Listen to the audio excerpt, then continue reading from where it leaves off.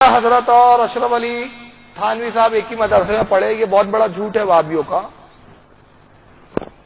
اتنا بڑا جھوٹ ہے کہ جیسے ابھی رات ہے اور کوئی کہے کہ ابھی پورا دن نکلا ہوا ہے اور سورج بھی بالکل نصف النہار پر ہے، بیچوں بیچ میں ہے، ویسے ہی جھوٹ ہے یہ. اعلیٰ حضرت فاضل بریلوی رضی اللہ تعالیٰ عنہ تھانوی کے ساتھ ایک ساتھ پڑھنا تو بہت دور کی بات ہے، دارالعلوم دیوبند کے مدرسہ جانا تو بہت دور کی بات ہے، دیوبند کے شہر میں بھی کبھی آپ نے قدم نہیں رکھا. میری ایک تقریر ہے اس پر جس کا نام ہے ہمارا مجدد تمہارا مجدد. اس میں نے وضاحت کی ہے، بڑی دلائل سے اس پر پوری گفتگو کی ہے، اور اس میں میں نے یہ تک چیلنج کیا ہے کہ اگر کوئی یہ ثابت کر دے تو میں اس کی غلامی کے لیے تیار ہوں کہ اعلیٰ حضرت کا دیوبند کے مدرسے میں تھانوی کے ساتھ ایک ہی استاد سے پڑھنا تو بہت دور کی بات ہے، اعلیٰ حضرت کبھی زندگی میں دیوبند کے شہر گئے وہ اتنا ہی ثابت کر دے سکتے. اس کی کوئی اصل نہیں ہے. اعلیٰ حضرت تھانوی صاحب سے 8 سال عمر میں بڑے تھے، تھانوی صاحب 8 سال چھوٹے تھے. دلیل کے لیے آپ دیکھ لیجیے اشرف السوانح تھانوی صاحب کی ان کی پیدائش کا سن دیکھ لیجئے، اور ادھر حیات اعلیٰ حضرت کی تاریخ پیدائش اس میں دیکھ لیجئے. تو دونوں کی تاریخ پیدائش کا جب آپ موازنہ کریں گے، کمپیئر کریں گے، تو آپ کو پتہ چلے گا کہ اعلیٰ حضرت اشرف علی تھانوی سے 8 سال بڑے تھے. کتنے سال بڑے تھے؟ 8 سال. اب تھوڑا سا میتھمیٹکس کی ضرورت ہے. یہاں دیکھیے اعلیٰ حضرت فاضل بریلوی کے بارے میں تمام اہل سنت کے علماء متفق ہے، کسی کا اختلاف نہیں ہے. کیوں؟ کیونکہ خود اعلیٰ حضرت نے الملفوظ میں جملے ارشاد فرمایا، خود اعلیٰ حضرت نے بیان کیا، اب کسی اور راوی کی ضرورت ہی نہیں. اعلیٰ فرماتے کہ جب میری عمر 13 سال 10 ماہ 4 دن تھی، اسی وقت مجھ پر نماز فرض ہوئی اور مجھے اسی وقت دستار فضیلت عطا کر کے عالم ڈکلیئر کر دیا گیا. اس وقت مجھے مفتی اعلان کر دیا گیا. میں نے 13 سال 10 ماہ 4 دن کی عمر جب میری تھی، میں نے اپنا پہلا فتویٰ بحیثیت مفتی دیا. تو اعلیٰ حضرت 13 سال کی عمر میں عالم بھی ہو گئے تھے، مفتی بھی بن گئے تھے، مصنف بھی بن گئے تھے. 13 سال کی عمر تک کل 75 کتابیں لکھ چکے تھے اعلیٰ حضرت. تو اعلیٰ حضرت جب 13 سال میں 75 کتابوں کے مصنف، پہلی کتاب اعلیٰ حضرت نے 8 سال کی عمر میں لکھی، اس کا نام ہے مسلم الثبوت، اس کا حاشیہ لکھا. 10 سال میں ہدایت النو کی شرح لکھی. 8 سال سے جو لکھنے کا سلسلہ چالو ہوا، 13 سال کی عمر تک 75 کتابیں لکھ چکے آپ. یہ حالت کی شان تھی. اب جب حالت کی 13 سال عمر تھی تو تھانوی صاحب کی عمر کتنی ہوئی؟ 5 سال بھائی، 5 سال. تو 5 سال کے بچہ کب سے دیوبند پہنچ گیا تھا؟ تو تھوڑا ہوش کی بھی تو بات کرے دیوبندی. عجیب بےوتو کی باتیں، بے سر پیر کی بات کر، جیسے فرقہ بے سر پیر کا ویسی باتیں ان کی بے سر پیر کی ہوتی ہے. تو 5 سال تھانوی صاحب کی عمر تھی، تو 5 سال کا بچہ تو دیوبند میں نہیں گیا. اعلیٰ حضرت 13 سال اس وقت عالم ہو چکے، تو یہ 5 سال میں کہاں پہ حالت کے ساتھ پڑھنے بیٹھ گئے، اور کون سا ایک ساتھ استاد آ گیا ان کا. اور پھر دوسری بات، 5 سال کی عمر میں تھانوی صاحب پڑھتے نہیں تھے. اپنی ملفوظات الافادۃ الیومیہ میں خود کہتے ہیں کہ میں بھائی کے سر پہ پیشاب کر رہا تھا اس وقت. ایسے ایک دن ہوا یہ کہ بڑے بھائی نے میرے سر پہ پیشاب کر دیا، تو میں نے بھی کھنس رکھ لی دل میں، بدلہ لے کے رہوں گا. ایک دن ہوا یہ کہ بھائی جان بیٹھے ہوئے تھے، کھڑے تھے، میں ٹیلے کے اوپر چڑھا اور بھائی کے سر پہ دھار مارنی شروع کر دی. والد صاحب نے دیکھ لیا، کان میں موڑے، تماچا مارا. کہا یہ کیا حرکت ہے؟ کہا پہلے کام انہوں نے کیا ہے. کہا مختصر سی پٹائی ہوئی، کیونکہ والد نے میرا کام دیکھ لیا تھا. بھائی کی تو بات حکایت تھی، قصہ کہانی جیسی تھی. مختصر سی پٹائی ہوئی. مجھے وہ شرارتیں سوچتی تھی بچپن میں جو اچھے کو نہیں سوچتی تھی. یہ لکھا ہے انہوں نے. اسی الافادۃ الیومیہ کی جلد نمبر 5 ہے، اس میں کہتے ہیں کہ ایک ماموں تھے میرے سوتیلے تھے. ابا جان نے ہمارے ان کو ایک ٹھیے کے کام پہ لگا رکھا تھا. لوٹ کر آئے تھکے ماندے تھے، پسینے میں ڈوبے ہوئے تھے. ہماری امی نے کھانا رکھ دیا کھلانے کے لیے. کھانا کھا رہے تھے. میرے گھر کے سامنے ایک بازار تھا. مجھے شرارت سوجی، میں بازار میں باہر نکلا، ایک کتے کے پلے کو پکڑ کے لایا. کتے کا پلہ ہوتا چھوٹا، ماموں کی ڈال کے رکابے میں ڈال دیا. ماموں صاحب نے کچھ نہیں کہا، بیچارے چپ چاپ کھڑے ہو گئے. تو تھانوی صاحب کو شرارتوں کا بہت شوق تھا. جب بڈھے ہو گئے، ابھی تو جوانی کی شرارت تھی نا، بڑھاپے میں بھی شرارت کرتے تھے. کہتے ایک بار مسجد پہنچا، جمعے کا دن تھا، گرمی کے دن تھے. مسجد کے صحن میں شامیانہ لگا دیا گیا تھا. شامیانہ ہوتا ہے نا پردہ. لوگوں کی چپلیں رکھی ہوئی تھی. مجھے شرارت سوچی، سب کی چپلیں اٹھائی اور وہ شامیانے پہ ڈال دیا. سب کی چپلیں. اب نماز ختم ہوئی، لوگ آئے، کسی کی چپل نہیں مل رہی ہے. چیخ رہے بھائی کہاں گئی چپل، کہاں گئی؟ تو جھولا لٹک رہا تھا تھیلیوں کا. تو کسی کی نظر پڑی، کہا یہ لٹک رہا ہے، یہ ہے وہ جھولا. کس نے کیا یہ کام؟ کون خبیث ہے؟ لوگوں نے بولنا شروع کیا تو کسی نے دیکھ لیا نا، تھانوی صاحب کہتے میری طرف اشارہ کیا ہے. جب انہوں نے دیکھا یہ ہے تو بیچارے نظر اٹھا کے جھکا کر چلے گئے. تو یہ اللہ کا فضل تھا، کسی نے کچھ نہیں کہا. یہ اللہ کا فضل ہے ان کے اوپر، کسی نے کچھ نہیں. یہ شانوی صاحب کا حال تھا.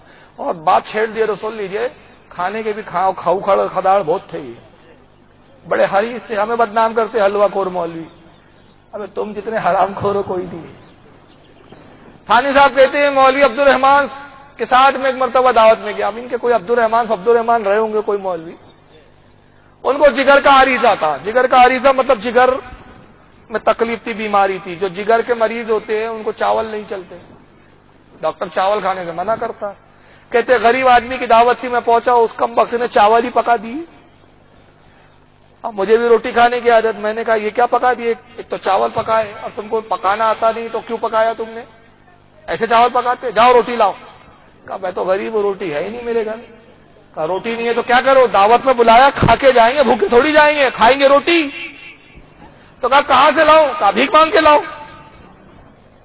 ہم نہیں جانتے، ہمیں تو روٹی چاہیے. ایسی زبردستی کی دعوت کھاتے تھے تھانوی صاحب. یہ کسی بریلی مولانا نے نہیں لکھا، نہ کسی دیوبندی مولانا نے لکھا، تھانوی صاحب نے خود لکھا ہے. اپنی آپ بھی تھی بھائی، الفادۃ الیومیہ. کہتے وہ غریب گیا پڑوس سے کچھ جگہ سے چند روٹیاں مانگ کر لایا. خیراتی کھاتے تھے، بے حیا جیسے بیٹھے لا مانگ کے. اب اس نے مانگ کے لایا پڑوسیوں سے. بھئی آ گئے ایک مفت خور، غلطی سے بلا لیا مولانا سمجھ کے، اول درجے کے بھکاری ہے یہ لوگ. تو لاؤ یہ روٹی دو.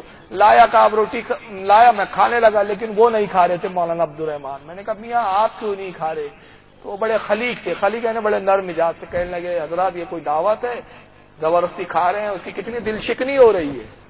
دل شکنی یعنی اس کا دل ٹوٹ رہا ہے کہ زبردستی کھا رہے ہیں اسے بھیک منگوا کر. حضرت یہ کوئی دعوت ہے، اس کی دل شکنی ہو رہی ہے. تھانوی کہتا میں نے فوراً کہا اگر اس کا خیال رکھیں گے تو ہماری پیٹ شکنی ہو جائیں گی. اس کا کیا کرے پھر؟ پاپی پیٹ کا سوال ہے. رشید احمد گنگوہی صاحب کو کسی نے کہا دانت ٹوٹ گئے تھے ان کے آخری وقت میں. حضور چوکا لگا لیجئے. چوکا ہی بولتے نا آپ لوگوں کیا؟ کہا نہیں چوکا لگائی گے تو لوگ پھر گوشت بیچ دیں گے. ابھی تو لوگ دانت ٹوٹا دیکھتے ہیں، رحم آ جاتا ہے، نرم نرم میوے والا حلوہ بیچ دیتے ہیں، حلوہ کھانے کو ملتا ہے. یہ سب کھاؤ کھداڑ لوگ تھے. بہرحال چلیے اعلیٰ حضرت نے ان کے ساتھ نہیں پڑھا. مذہب اسلام میں ویڈیو اور تصویر کھنچوانا کیسا ہے؟ حرام ہے بھائی. یہ ہر بار پوچھتے، کتنے بار میں اس کا جواب دے چکا ہوں. شریعت کا قانون اپنی جگہ اٹل ہے. تصویر حرام ہے. انہوں نے تصویر کی بات، تصویر اور ویڈیو کو ایک ساتھ کیا ہے. تصویر حرام ہے. تصویر کی حرمت پر کسی کا اختلاف نہیں ہے. تصویر جو جم جائے ٹھہر جائے اس پر سارے علماء کا اتفاق ہے کہ وہ حرام ہے. البتہ ویڈیوگرافی جو ابھی چل رہی ہے، یہ جو اسکرین پہ آپ دیکھ رہے ہیں، اس کے بارے میں علماء کے 3 گروہ ہے اس وقت ہمارے. ایک گروہ وہ ہے جو اس کو تصویر ہی نہیں مانتا. وہ کہتے ہیں تصویر نہیں، یہ عکس ہی ہے، اور عکس کا حکم شریعت میں حرام اور ناجائز کا نہیں ہے. جس میں اس گروہ کے ابھی جو سرخیل ہے، یہ سب سے بڑے عالم ہے، وہ حضرت علامہ شیخ الاسلام علامہ مدنی میاں صاحب ہے. تو شیخ الاسلام کی دلیل کیا ہے؟ وہ کہتے ہیں کہ یہ عکس ہے، یہ ریز ہے، لائٹ ہے، ڈیٹا ہے. کیبل لگا دیجیے آپ، اس میں ڈیٹا ہوتا ہے، اس میں تصویر نہیں چھپی ہوتی ہے. اور تصویر کی تاریخ کیا کی فقہاء کرام نے؟ تصویر وہ جو جم جائے، ٹھہر جائے، رک جائے، کہتے ریز ہے، کرنٹ آ رہا ہے جب تک ہے، جمی نہیں ہے، ٹھہری نہیں ہے، متحرک ہے، ہل رہی ہے، ڈل رہی ہے. تو یہ جیسی کرنٹ بند ہو جائے گا، سپلائی بند ہو گیا، تصویر ختم ہو جائے گی. یہ نہ جمی ہوئی ہے، نہ ٹھہری ہوئی ہے، نہ رکی ہوئی. مثال وہ آئینہ دیتے ہیں، کہتے ہیں جیسے آئینہ ہے، آئینے میں اگر میں اپنی شکل دیکھ رہا ہوں تو وہ تصویر نہیں ہے، میرا عکس ہے، یہ آئینے کی طرح ہے. تو جائز عکس دیکھنا جائز، ناجائز عکس دیکھنا بھی ناجائز. جو چیزیں ٹی وی کے باہر دیکھنا جائز ہے وہی چیز کو ٹی وی میں دیکھنا بھی جائز ہے. پھر ہم شیخ الاسلام نے ایک مثال دی اور وہ یہ دی کہ میں آئینے کے سامنے کھڑا ہوں اور اپنی شکل دیکھ رہا ہوں تو میں دیکھ سکتا ہوں. میری بیوی آ کے میرے پہلو میں کھڑی ہو جائے تو میں اپنی بیوی کو یوں بھی دیکھ سکتا ہوں، آئینے میں بھی دیکھ سکتا ہوں. لیکن پڑوسن آ جائے تو پڑوسن کو میں ایسے بھی نہیں دیکھ سکتا، آئینے میں بھی نہیں دیکھ سکتا. یہ ان کی دلیل ہے. یہ پہلا گروہ. دوسرا گروہ جن کے نزدیک ٹی وی مطلقاً حرام ہے. اس کے سرکیل حضرت تاج الشریعہ حضور تاج الشریعہ علامہ اختر رضا خان ازہری میاں ہے. وہ فرماتی ہے تصویر ہی ہے. دلیل ان کی کہتے ہیں اس کو پاس کر کے روکا جا سکتا ہے تو رکتی ہے، ٹھہرتی ہے. اس سے فوٹو نکالی جا سکتی ہے، روک کر آپ اس سے پرنٹ نکال سکتے ہیں. آج کل ایسی ٹیکنالوجی آ گئی ہے. اور کہتے ہیں کہ یہ تصویر ہی نظر آتی ہے، اگرچہ متحرک ہو، لیکن متحرک ہونے سے اس کی تصویر کی حکم یا اس کی حرمت زائل نہیں ہوں گی، ہٹیں گی نہیں، تصویر کے حکم بھی مانی جائیں گی، کیونکہ یہ تصویر کی ہی طرح ہے، بلکہ بے عینی تصویر ہے۔ تو وہ اس کو تصویر مانتے، اس بنیاد پہ کہتے ہیں کہ ویڈیوگرافی ناجائز ہے، حرام ہے۔ تیسرا گروہ وہ ہے جو کہتا ہے کہ ویڈیوگرافی حرام ضرور ہے، مگر دینی کاموں کے لیے اس کا استعمال مباح ہے، اس کا استعمال رخصت ہے، اس کی جہاں ضرورت پڑ جائے ضرورتاً اس کا استعمال جائز ہے۔ اس کے اندر علماء مبارک پور ہے، جس میں مفتی نظام الدین صاحب ہے، مفتی مطیع الرحمان صاحب ہے، محمد احمد مصباحی صاحب ہے، اور دیگر علماء بہت سارے۔ تو تین موقف ہے علماء کے، ایک کے نزدیک مطلقاً حرام ہونا جائز، ایک کے نزدیک مطلقاً جائز، اور ایک کے نزدیک شرائط کے ساتھ جائز۔ میرا موقف تیسرا والا ہے، میں ضرورتاً اس کو رخصت کے تحت اس کو جائز مانتا ہوں، اور حقیقتاً اس کو میں حرام سمجھتا ہوں۔ واللہ اعلم ثم رسول اعلم۔ حدیث میں جتنی حرمت ہے تصویر پر ہے بھائی۔